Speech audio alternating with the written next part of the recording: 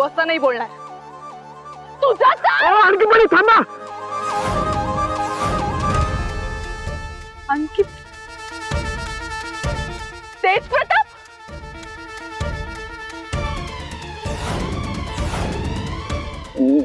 मीच आहे तुमचा नवरा.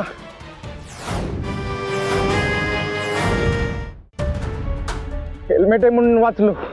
मूर्ख बावळट तू. तुझं तर अहो काय करता तुम्ही आता ओळखलं तरी मारताय तुम्ही. काय याला अर्थ आहे हा?